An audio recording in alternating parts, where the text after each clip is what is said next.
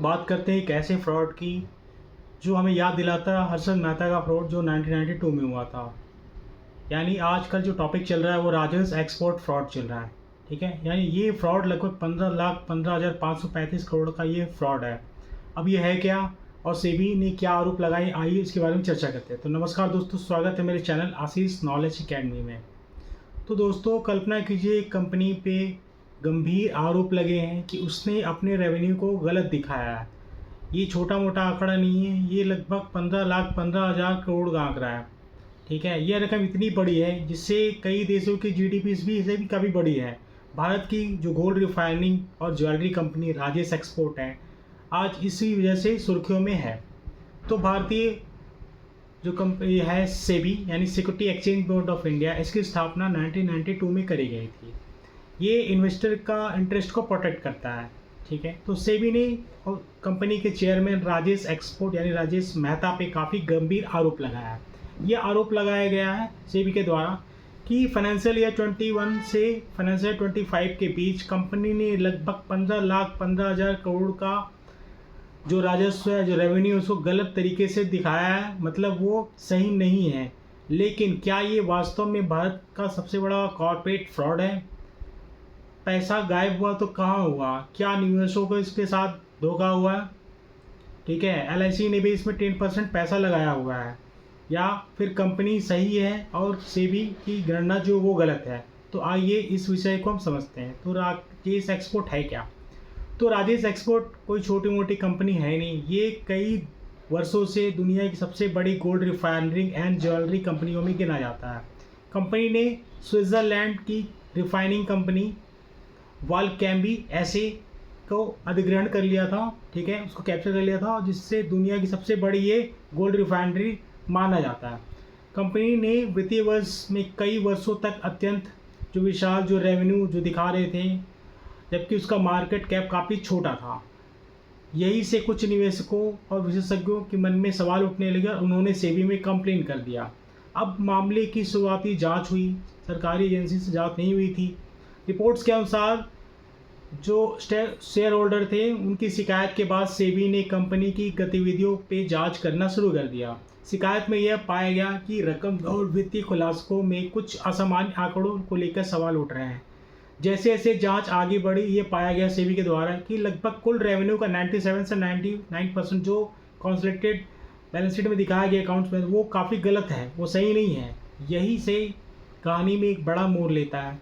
अब ये बात है कि सेबी ने आरोप क्या लगाए हैं। तो सेबी के अनुसार फाइनेंशियल ईयर 21 से 25 तक लगभग पूरे राजस्व स्रोत में काफ़ी विदेशी सब्सिडरी जो कंपनी राजेश एक्सपोर्ट थी उसमें घपलेबाजी हुई है। इनमें सबसे महत्वपूर्ण है कंपनी कौन? वालकैम्बी, जिससे लेकिन ये जांच के दौरान सेबी को ये समझ नहीं आ रहा है कि राजस्व आंकड़ों के समूह के रूप में जो स्तर दिखाया गया है और सब्सिडरी कंपनी जो है रिकॉर्ड्स, उसके अनुसार ये मिल मैच नहीं कर रहे हैं। सेबी का ये दावा है लगभग 15,15,535 करोड़ के राजस्व ये रेवेन्यू को गलत तरीके से दिखाया गया है, मतलब उससे पर्याप्त पुख्ता सबूत नहीं मिले। इसके अलावा जांच में कुछ आरोप और भी सामने आए हैं। कंपनी ने ये आरोप लगाया है कंपनी पे कि कंपनी का कुल राजस्व का 99.8% हिस्सा प्रूफ नहीं होता है। सेबी ने कुछ ट्रेंड लेन देन पे काफ़ी गहरे सवाल उठाया है, कुछ सौदों को वास्तविक व्यावसायिक स्पष्ट समझ नहीं आ रहा है। ठीक है, अब बात करते हैं अफ्रीकी गोल्ड माइंस की। तो सेबी का ये कहना है कि कंपनी के द्वारा जो भी निवेशकों के समर्थन में पर्याप्त दस्तावेज नहीं मिले हैं। ठीक है, आरोप में ये जांच में वो सहयोग भी नहीं कर रहे हैं। सेबी ने कहा कि फॉरेंसिक ऑडिट और जांच के दौरान आवश्यक जो दस्तावेज समय पर उपलब्ध नहीं कराया गया है। अब कंपनी का क्या पक्ष है? कंपनी अपना पक्ष लेके ये कह रही है कि यह कहानी दूसरी तरफ भी हमें समझना चाहिए। राजेश एक्सपोर्ट ने सभी आरोपों को काफ़ी खारिज कर दिया है। कंपनी के चेयरमैन राजेश मेहता का कहना है कि सेबी ने केवल स्टैंडअलोन आंकड़ों को ही देखा है, लेकिन वास्तविक तस्वीर कंसोलिडेटेड फाइनेंशियल स्टेटमेंट दिखाई दे रही है। राजेश मेहता का यह भी कहना है कि वालकैम्बी दुनिया की सबसे बड़ी गोल्ड रिफाइन मिल्स में एक है। उनके हजारों टनों सोनू का रिफाइन करा जाता है।